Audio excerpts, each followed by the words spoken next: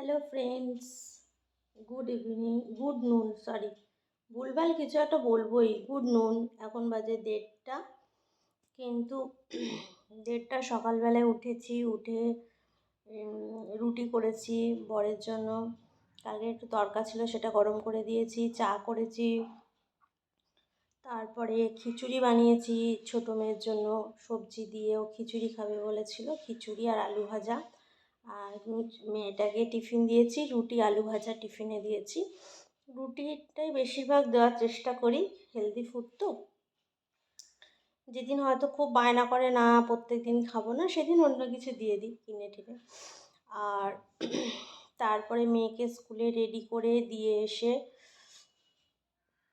তা ঘর দুয়ার পুরো মুছেছি, সিঁড়ি টিড়িগুলো সব মুছেছি। কালকে যেহেতু বৃহস্পতিবার, আজকে সিঁড়ি টিড়িগুলো সব মুছে নিলাম। পুরো বাড়িও একদম একদম ছাদের থেকে একদম নিচ পর্যন্ত সব মুছে ধুয়ে, উঠোন টুঠোন সব ধুয়ে পরিষ্কার করে ঝাঁট দিয়ে সব কমপ্লিট করে, কাঁচা ভিজিয়েছিলাম, কেচে ধুয়ে স্নান করে পুজো দিয়ে উঠতে উঠতে বাজলো 1টা। তারপরে একটু চা করলাম, মানে একটু দুধ চা না খেলে আমার শরীর মানে এনার্জি আসে না। যাই হোক, এটা একটা খুব বাজে অভ্যাস, যেহেতু আমার লিভারের প্রবলেম আছে, কিন্তু এটা না খাওয়াটাই প্রয়োজন। কিন্তু চিনি ছাড়া খাই, তবু একটু খাই, মানে না খেলে এমন একটা নেশা হয়ে গেছে না, এই নেশাটাকে আমি ছাড়তেই পারছি না। বিয়ের পর থেকে এই মানে জয়েন্ট ফ্যামিলিতে থেকে থেকে সবাইকে অল্প অল্প করে চা করে দিতে দিতে একটু করে বেঁচে যেত, সেই চাটা খেয়ে নিতাম। খেয়ে নিতে নিতেই এই নেশাটা ধরে গেছে চায়ের। তো এই হলো, একটা পোস্তের বড়া করেছি, খিচুড়ি একটুখানি আছে যেটা আমি দুপুরবেলা খাবো। আর আমার বরের জন্য অল্প করে এখন ভাত করলাম, গরম ভাত। একটা পোস্ত বাটা ছিল, একটা পোস্তের বড়া করলাম ওর জন্য, আলু ভাজা আছে, আর একটু ফুলকপির তরকারি আছে। দুজন মানুষ তো কিছু না কিছু খাবার দাবার বেঁচেই যাচ্ছে। আর এখন করব কাঁচকলার কোপ্তা। তো কাঁচকলাটা সেদ্ধ করেছি, মশলা পেস্ট করা হয়ে গেছে, ঠান্ডা হলে মেখে কাঁচকলার কোপ্তাটা করব। এই আজকের মেনু চাটনি রয়েছে, এই চলছে। পুজো টুজো দিয়ে কালকে বৃহস্পতিবার, একদম ঠাকুরের ফুল বেলপাতা, ওই দেখতে পাচ্ছ আমার বরের দোকানে কফির সেই এই কোটোগুলো করে, বড় বড় টিনের কোটো, এগুলো করে নিয়ে আসে। কফির ওই প্যাকেটগুলো 2 টাকা 10 টাকার প্যাকেটগুলো থাকে, এর মধ্যে করে নিয়ে আসে। এগুলো মানে 10 টাকার প্যাকেট ছিল, নেই, শেষ হয়ে গেছে, কোটোগুলো রেখে দিয়েছে। আর পুজোটাও দিয়ে নিলাম, দেখো পুজো দিয়ে নিয়েছি।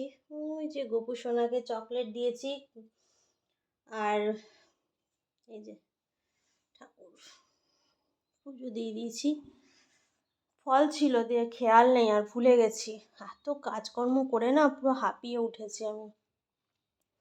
চা খেলাম, এবার যাব কোপ্তাটা বানিয়ে নেব। আর কোপ্তাটা বানিয়ে রান্না করতে করতে, কোপ্তাটা ভাজতে একটু সময় লাগে, রান্না করতে করতে আমার বর চলে আসবে। খেয়ে দিয়ে নিয়ে আবার ছোটো মেয়েকে আনতে যাওয়ার টাইম হয়ে যাবে। তো চলো, এই টুকটাক গল্প কথা নিয়ে তোমাদের সঙ্গে সব কিছু শেয়ার করছি। যদি ভালো লাগে অবশ্যই লাইক কমেন্ট শেয়ার করে দিও, সাবস্ক্রাইব করে দিও। এই যে সাই বাবা,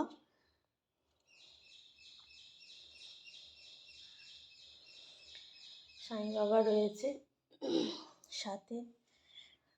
বৃষ্টি হয়েছে, তোমাদের ওখানে বৃষ্টি হয়েছে? কালকে আমাদের এখানে সন্ধ্যেবেলায় প্রচণ্ড বৃষ্টি, মেঘ ওঠেনি। জানলা টালনা যদিও সব বন্ধ রয়েছে, বন্ধ করে দিয়েছি, কারণ প্রচণ্ড মশা আসছে রোদ নেই বলে। গাছগুলো একটু প্রাণ ফিরে পেলো। দেখবে এমনি জল দেওয়া গাছে আর মানে বৃষ্টি হওয়া, প্রকৃতির যে জল, সেটার মধ্যে পার্থক্য আছে। তো সেই কারণে বৃষ্টি হয়েছে বলে আমার বাগানের গাছগুলো পুরো একদম সতেজ হয়ে গেছে। সব গাছগুলো দেখো, কলা গাছ থেকে শুরু করে, তেজপাতা গাছ থেকে শুরু করে সব সতেজ হয়ে গেছে। তো চলো, আজকে এইটুকুই ভিডিও, আবার পরে যদি পসিবল হয় ভিডিও করব। তো এখনকার মতন ঘর দুয়ার সব গুছিয়ে বাগিয়ে পরিষ্কার পরিচ্ছন্ন করে রেখেছি সব ঘর। দেখো